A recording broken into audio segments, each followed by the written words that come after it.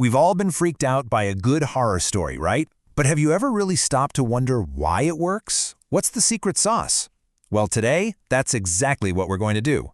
We're taking a script called The Echo of the Knock and pulling it apart, piece by piece, to find the blueprint of fear itself. Let's dive in. It all starts with this, just two simple sounds. But together, they ask a question, don't they? This is the tiny seed that the entire story's terror grows from. It's the engine that's going to drive our whole analysis. So, what's the first rule of great horror? You gotta make us feel safe. See, fear hits hardest when it breaks into a place we thought was secure.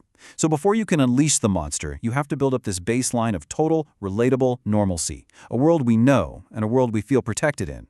The script doesn't open in some creepy haunted castle. Nope, it starts in a place we all know, a bedroom. That dim lighting feels familiar, right? It's kind of comforting even. And just like that, it pulls us into a setting that feels personal, and more importantly, safe. Okay, this is a brilliant little trick, using a simple sound to build tension.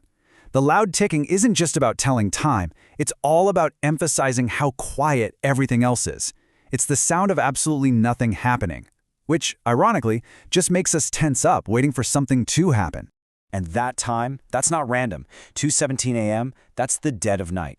It's a time when you feel totally isolated, like the rest of the world is asleep and you are completely, utterly alone.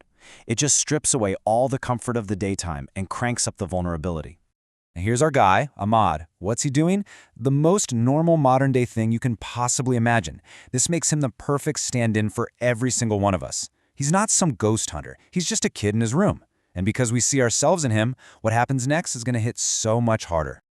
All right, so our sense of normal is set. Now, the script drops in the first disruption. And this is where the story starts to have some fun, playing with our expectations using a classic horror move. Misdirection is everything in horror. The script makes us think we know exactly what's happening. A knock at the door means a threat from outside, right?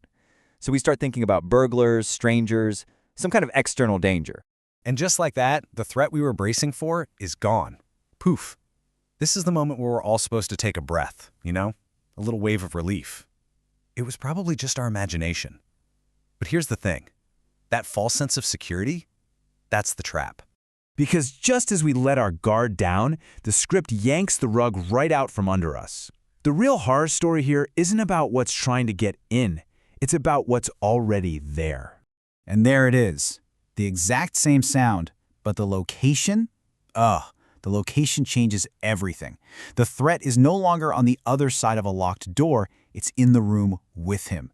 The rules of the game have been completely rewritten, and her feeling of safety is just shattered. Let's break down why that twist is so dang terrifying. An external threat is simple, right? You lock the door. But what do you do when the monster's already in your sanctuary? The whole story just shifts from a fear of intrusion to a fear of violation. There's no defense. There is no escape. Hoof.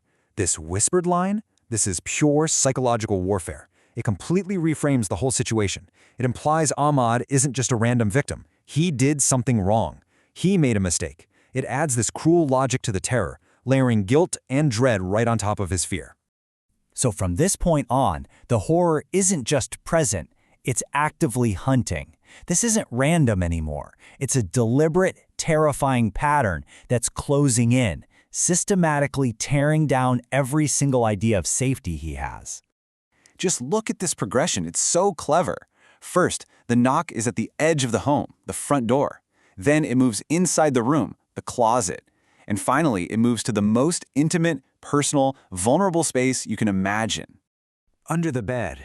I mean, come on, that is the primal childhood fear. It's supposed to be something we grow out of, but this script just reaches back in time and makes it terrifyingly real. It violates the one place a little kid believes is a fortress against the monsters in the dark. And here it is, the payoff.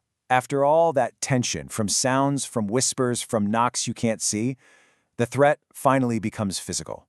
It's sudden, it's visceral, and it's the perfect physical gut punch to all that psychological buildup. What we've just walked through is a brilliant illustration of a perfect formula for fear.